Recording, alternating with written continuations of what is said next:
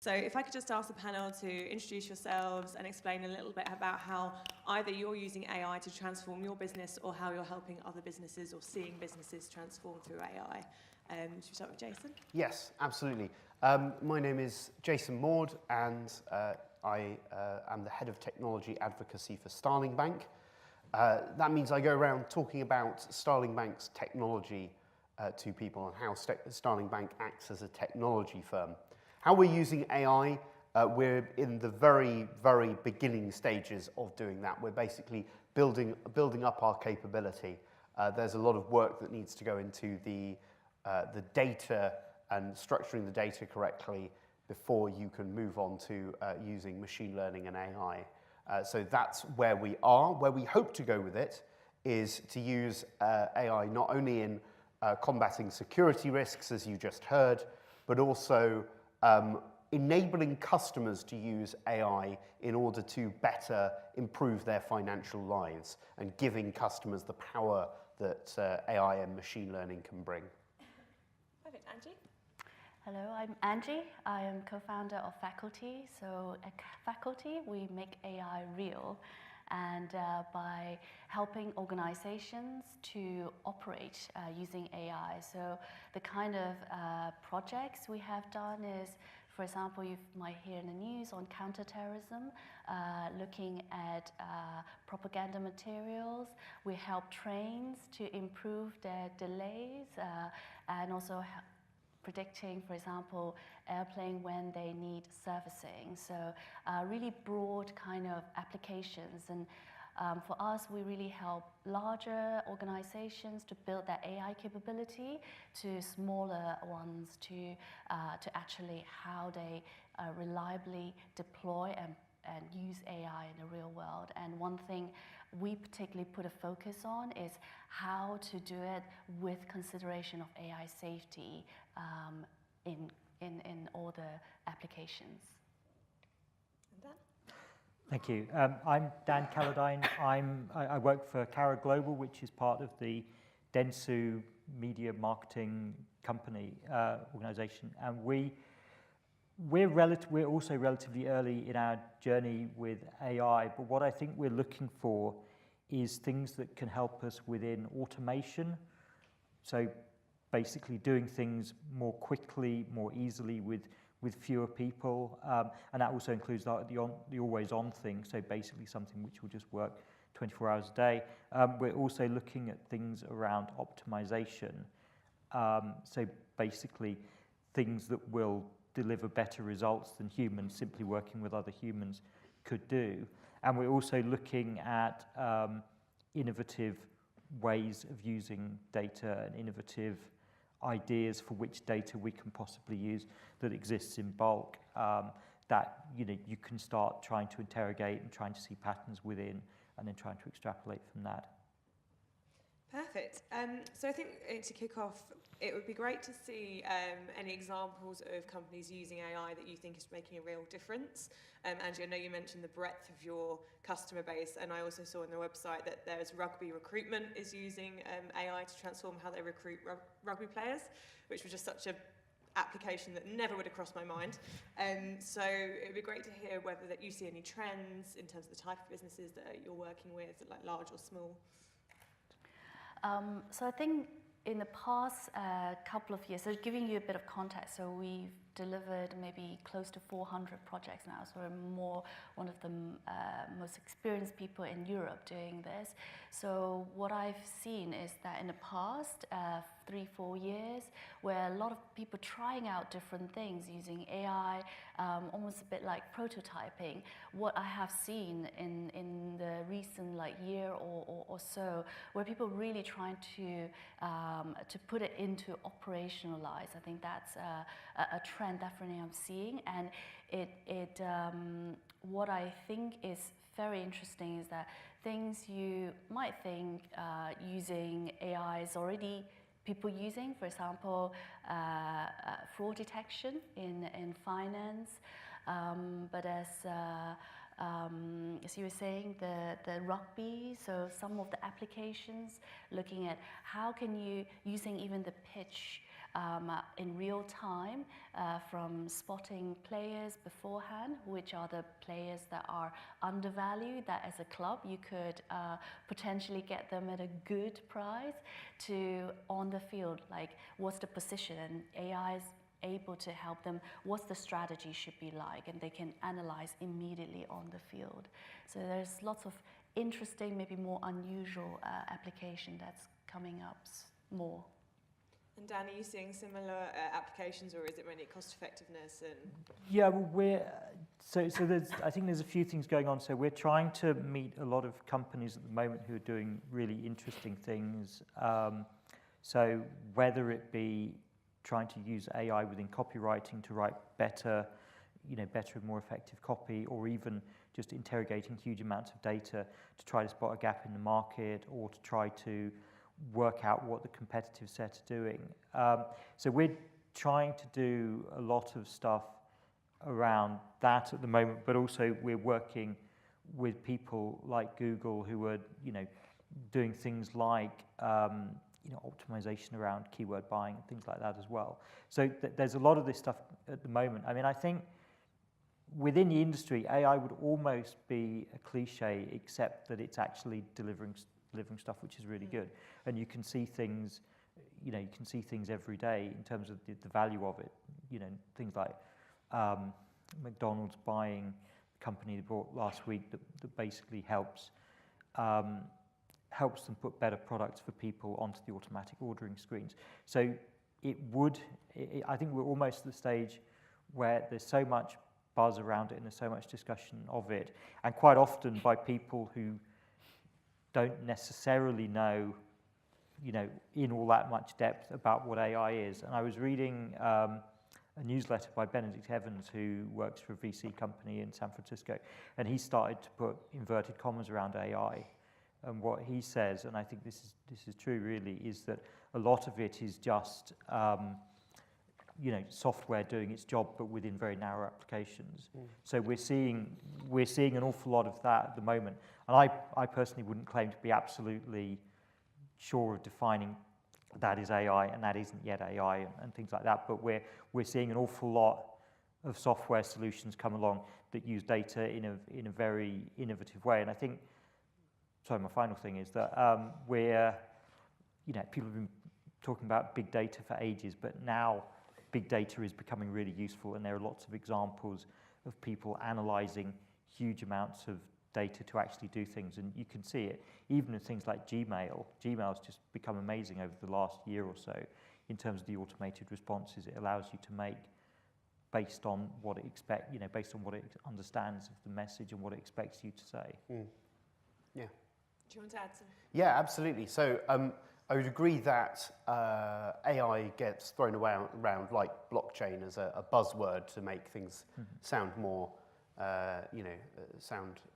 more appealing. But a lot of the time, when people talk about automation, it doesn't actually need artificial intelligence. It just needs, you creating some code to do something so that humans don't have to do it. Yeah. Copying data from one place to another, for example, doesn't need AI. It just needs someone to write some code to do something. Then you get into the sort of more narrow AI space where you're talking about an AI that has learned from data to do a very specific job, such as detect fraud or detect unusual transfer patterns of data. And that gradually broadens out and out into more general AI, where an AI which is in the far future, or future, however far that may be, which is a system that is trying to do lots of different things and act as if it is a human, essentially. Perfect. And for you at Starling Bank, with your investigation into how you're going to apply AI, do you think that's going to be the difference between you and your competitors? How is it going to affect your customers? So I'm not sure it's good. I think it's going to be part of I'm not sure AI specifically is going to be the difference between us and our competitors. I think what differentiates Starling Bank from many of its competitors, many of the incumbent banks, is our focus on are much more relentless focus on the customer and what the customer needs and wants.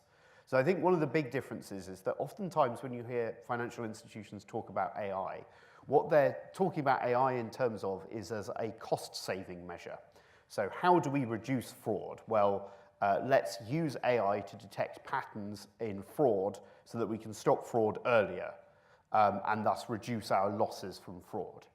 And that's, that's perfectly legitimate. That's a good use of AI. But where I think that Starling will make a difference is that we will not only use AI for that, but we will also use AI to help the customer. We will turn the power of AI over to the customer and help the customer essentially, for example, instruct their bank account to organize their finances so that they will be more likely to pay their scheduled payments. Now, at the moment, if you want to do that, you have to sit down, analyze your spending, analyzing why you're missing paying your electricity bill or that, payment for your rent every month or what have you. Analyze the finances and then work out, well, if I didn't spend here or if I saved a bit more here or if I did this, then I would be able to make the payment. So let me set that up and click through a series of buttons. If you could just say into your phone, organize my finances so that I'm less likely to miss my scheduled payments, go, and then have the system go away and analyze that for you based on your spending, and then come back and say, well, I suggest you do this, this, this, this, and this, and save in this way. Do you want me to implement that for you? And then you look over it and say, yes, thank you. That, I think, would be of tremendous help to people. It would mean that they didn't have to spend hours poring over their finances and working out where they were, spending too much money and how they could save better, but they could just have the machine do it for them. So essentially block that second glass of white wine going through the till. Right, yeah, absolutely. Or charge you, rather than you being charged, however much the glass of, I don't drink white wine, so I don't know how much it would cost.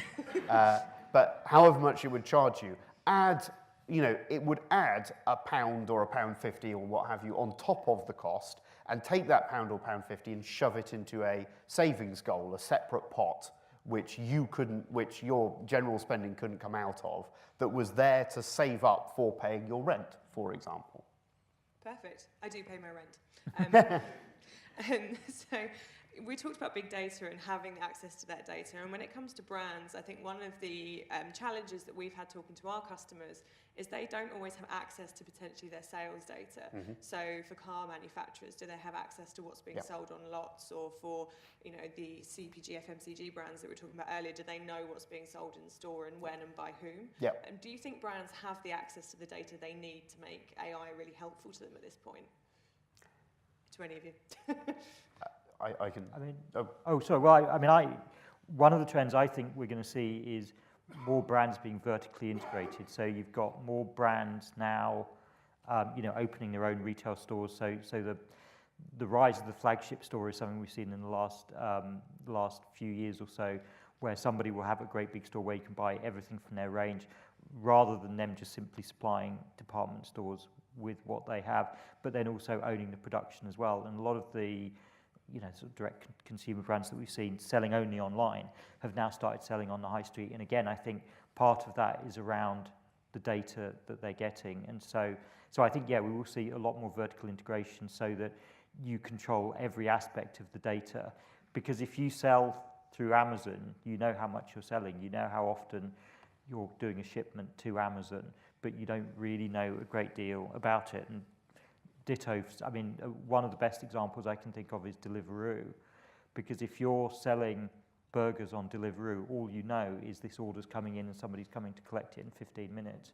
You don't know if it's a repeat customer or anything, but Deliveroo has all that data, and Deliveroo is now starting to do own label because they know what works in different parts of the world and and all that sort of stuff, which is more than any individual merchant on the platform could. So vertical integration, I think we're going to see lots more of that.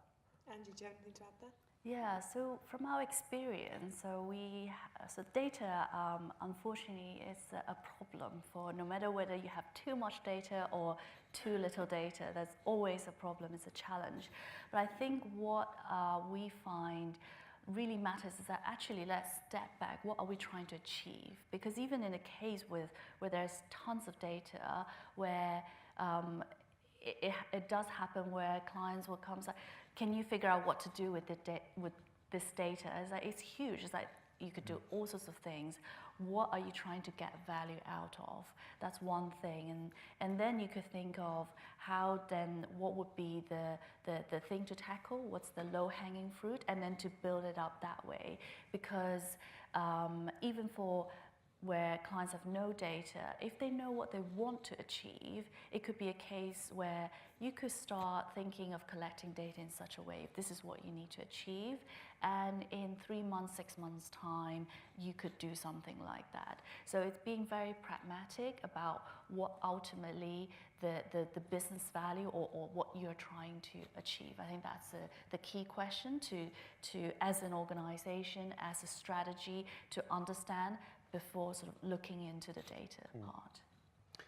There's also definitely a technical challenge. Starling has we built our systems fairly recently, so they're fairly modern, they're fairly interconnected, they're all built on the same technology. They all have modern APIs that we can transfer data between the systems. So consolidating the data so that you can take, for example, your card data and your balance data, or your personal data and so on, and look at it and compare it is reasonably easy. But I imagine in some older firms that have been going for longer and that have IT systems that were built at different times on different platforms in different places, that the connecting up the systems is really difficult. But in order to get the full value out of AI, you really do need to connect up these systems, because the benefit of this AI and machine learning is seeing links that humans won't see, detecting those links that might not be obvious. But you can't detect those links if the links physically can't be made, because the two sets of data are on completely different systems which can't be connected.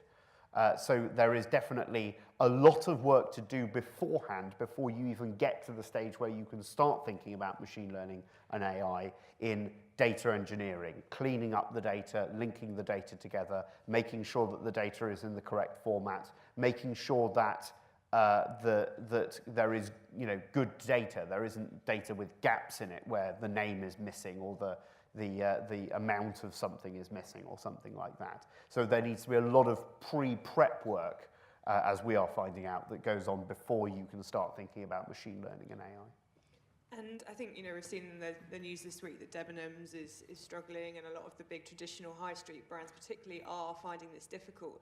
Do you think it's going to be possible for some of these older brands with these legacy systems to actually transform and move to new platforms where this is possible, or is it going to be something they get stuck with, Dan? Well, I think it is possible, and I think it's the whole, again, sort of buzzphrase digital transformation thing, that you need to work out exactly what sort of data you would need and how you're going to get hold of that data. And again, with the McDonald's example, that's why, obviously, or presumably, why McDonald's bought this company, which can, which they were testing already, I think, in various drive-ins in the States, and they were seeing uplift in order values and uplifts in revenues and stuff. And so rather than decide to go away and build it themselves, they had this company that was working already, and so just buy it because you've then got it. You could potentially stop anybody else from using it. And they will also tell you, or they will also help you decide what else you need to do with your systems. So I don't think it is too late for the old companies, but it's one of those things where if you're starting absolutely from scratch, then you don't need a lot of the legacy systems, a lot of the people in different departments necessarily, that you would if you started 100 years ago. So I'll agree on that.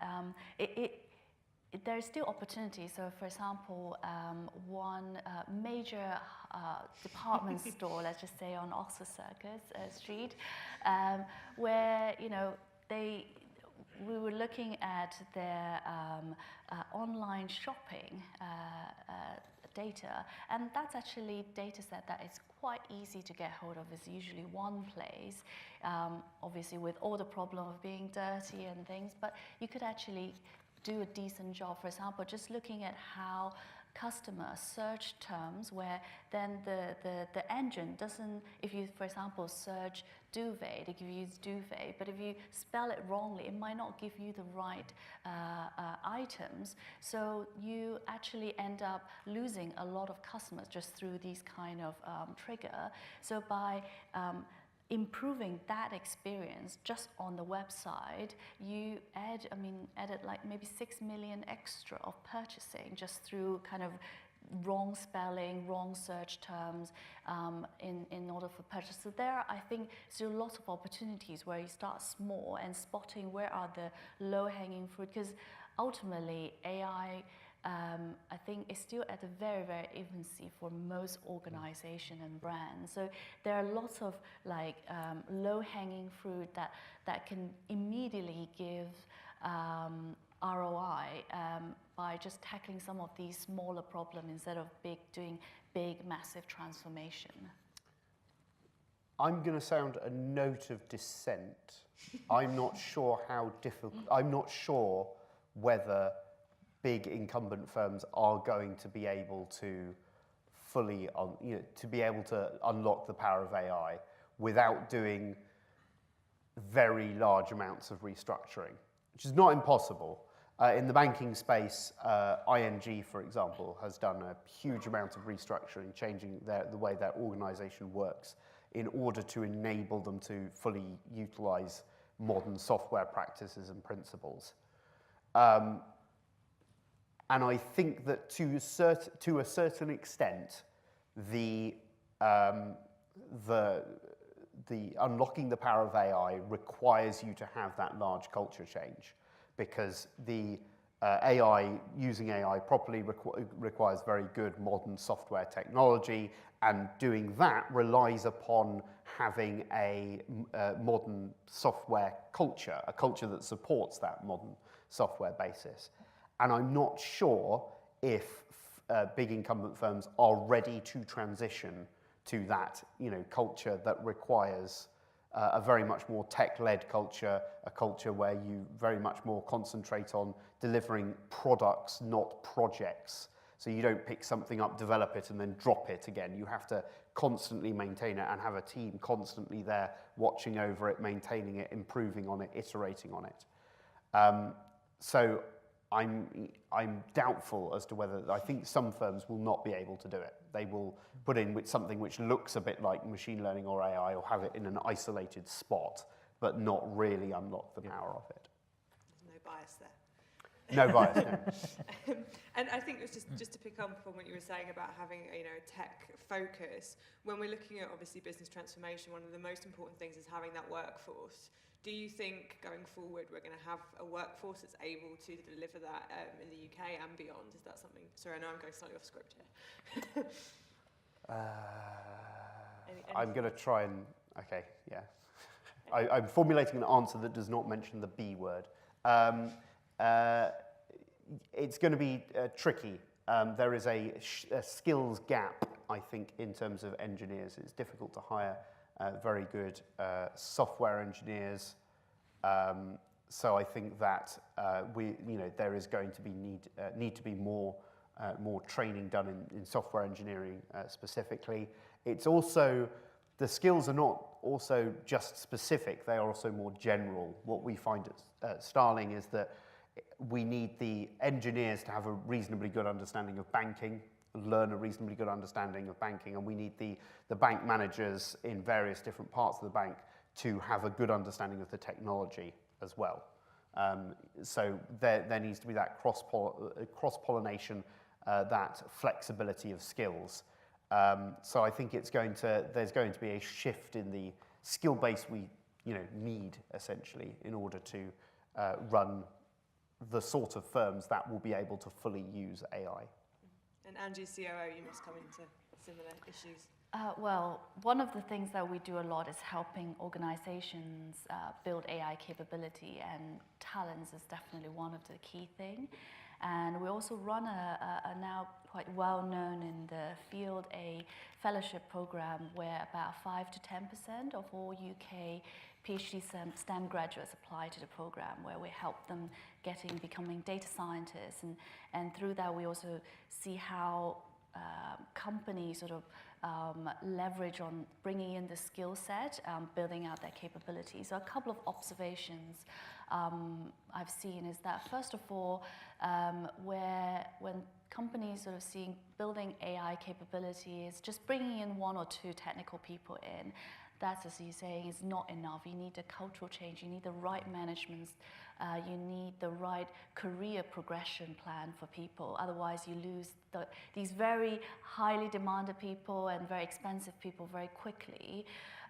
So I think, like, there's generally a skill gap kind of shortage for tech sector in general, but I think the failure mode in larger organizations, mainly of the kind of on a strategic level, the approach, that it isn't thinking like more holistically, what do I need to put in place, the senior leadership, the driving the culture, and the career progression, all this, and then just bringing in sort of technical people. So yeah, so that's kind of the observation.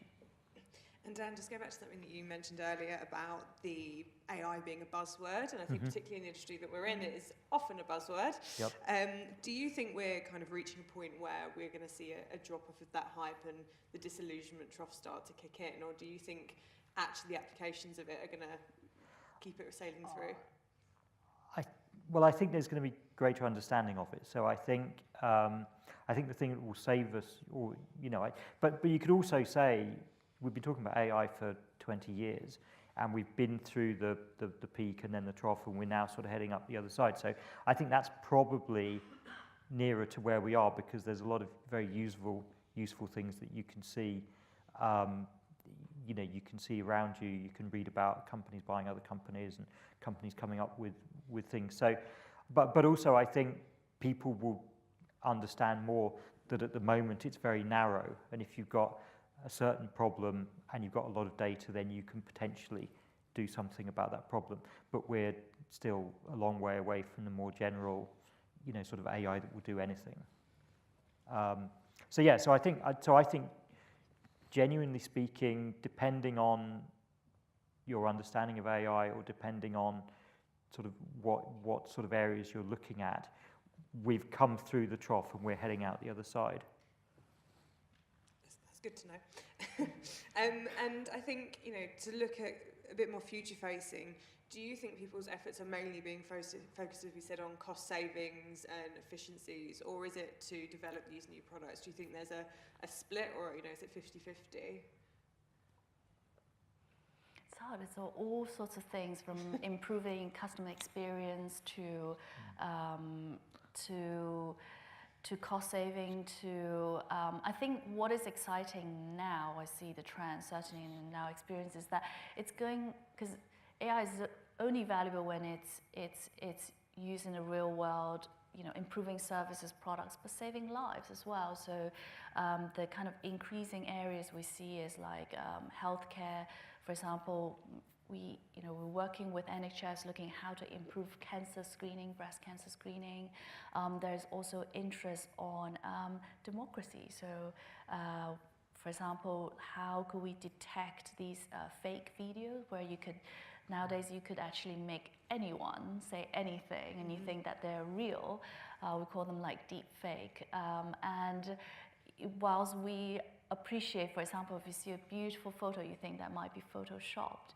People might not see a video where Theresa May speaking, that it's a fake video. So, how to detect, creating tools to detect this kind of content is a key. So I could see that there are more drive into things that are very impactful for society as a whole. So, yeah. That filters into my kind of final question, which is, why does AI matter to you? Which I feel like you've kind of covered. Fantastic applications where you're looking at medical care. Dan, how about for you? Well, what I love seeing and reading about and meeting people doing is just fantastic ideas, and some of the companies that we meet that are using AI, you just think, wow, that's absolutely brilliant. That there's all this data and you've actually worked out how to categorize it in a certain way and how to do things with it. And it's just, it's just people having that sort of imagination, those sorts of ideas, and going away and doing things, coming up with better ways to do things. But also all the health stuff and things like that as well. Might be helpful. So for me, ever since the inception of software, the way that software gets built up is you take a very low-level language, then you turn it into a slightly more human understandable language and a more human understandable language, and so on and so on. And what we do as engineers is we take our reasonably human understandable language and give it to you, the general public, as a very human understandable language in a set of buttons that you can press in a particular order to get the outcome you want. But we're still making you think like a software engineer. We're still making you be engineers by having to go press button A, then button B, then button C, and so on. And what I think AI unlocks is the ability for you to be able to accomplish things through software that don't force you to think in that software engineering manner of working out the series of buttons that you need to press, what order you need to press them in, but by just giving a command that the machine can then go away and interpret correctly to give you what you want. Perfect. Does anyone have any questions? Do you want, we've got a mic. We won't make you shout.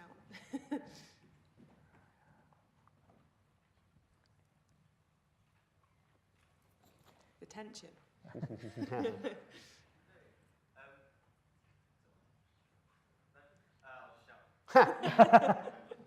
think brands position themselves in terms of accountability when it comes to adopting AI? So you mentioned Starling Bank in terms of managing their finances, you're relying on data to help them do that, but obviously perhaps there is room for error if two data sets aren't combined.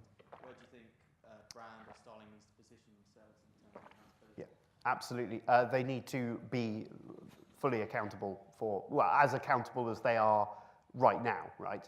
So, they need to have essentially the same accountability as if the person sends the money to the wrong place and so on, which is to try and help the customer get back to the correct position and that sort of thing. What they can't do, and what will be the death of AI, is if companies start saying, oh, well, the computer said do X, and so, we did X. So it's not our fault, it's the computer's fault. Computer said no, meh.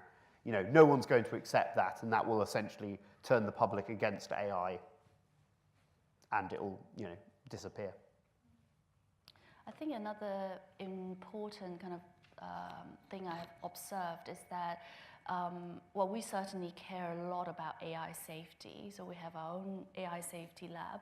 But what has been really interesting is that in recent years, the past year or two, where our clients, they don't just want a machine learning solution, they don't just want products, but actually how are we going to implement those AI safety in their algorithm. So for example, if you are consumer of insurance, you don't want to be rejected a claim or insurance and not knowing why, or some sort of algorithm deciding that. But having that explainability is really important. So I think brands, certainly some of the very large brands that we work with, that really care a lot about and actually implement those technical aspect of that. For example, looking at how to implement fairness.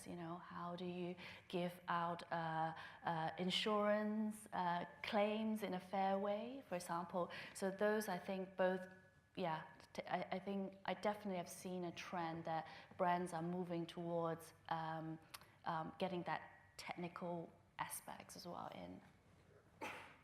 Yeah, so it has to be transparent as far as possible, and it has to be interpretable. So you have to say, if you're saying, if this ad is being targeted at me through some sort of AI system, through some sort of algorithm, I have to basically know what it was that I did that triggered this. And also where a lot of brands now trying to offer utility, so not just giving you adverts but doing things to make your life better, you have to say, well, if you're recommending that I do this, I want to know why you're recommending that.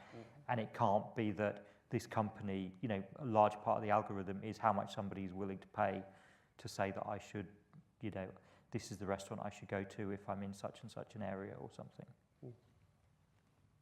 Perfect. Anyone else? Yes. Yeah. Hi. A lot of the news stories about AI, I guess more recently, you've talked about bias and the fact that the creators of the AIs can often have a lot of really unintended impact on some of the outcomes. I mean, there was the Norman one that was just fake crime scene photos and it was sort of bizarre interpretations of the photos. How do we counter for that? Good question. Yeah. The optimistic answer is that you could actually counter that, but how you want to counter that. So it gets a bit complicated. You could go into our website and read a bit about how you define fairness. So just give you a very, very high level, like this kind of fairness bias, you could look at it from do you want a equal opportunity as a starting point, or do you want an equal outcome? So there are like tons of different things. So actually, that is not for like engineers or data scientists to decide. But as a society, like, do you, in what application where equal opportunity is more important? In what applications where equal outcome is more important? So you can correct for all those biases. But ultimately, it's still a society decision on how you want to correct it. Yeah, there are a few things that you can, I think you can do in order to make sure that you don't get those sort of biased outcomes. One of them is don't. You need to make sure that you're not feeding the output back into the input. There's the classic case of AI models for the police predicting that crime took place in high crime areas. Which led to racially biased decisions, essentially, because it predicted that areas with a lot of people of colour in them had higher crime levels because historically they had had more arrests in those areas. So police were sent to those areas, and because they were sent to those areas, they made more arrests in those areas. And because of that, that was fed back into the machine learning model, which went, oh, well, obviously these are the areas with more crime, so send more police there. It is essentially, it's the same sort of thing as the accountability question. You have to make sure that you have a human looking at the decision and, just going, is this machine actually spotting a pattern, or is it just spotting our inherent biases? And if it's spotting our inherent biases, what do we do? So, yeah, as you said, there's no removing humans from the equation.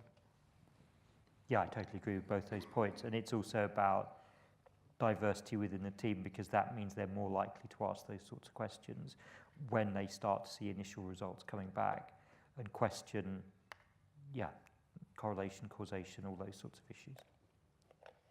Perfect. I think we're out of time, but thank you so much to everyone on the panel. I think it was a really interesting discussion, so thank you.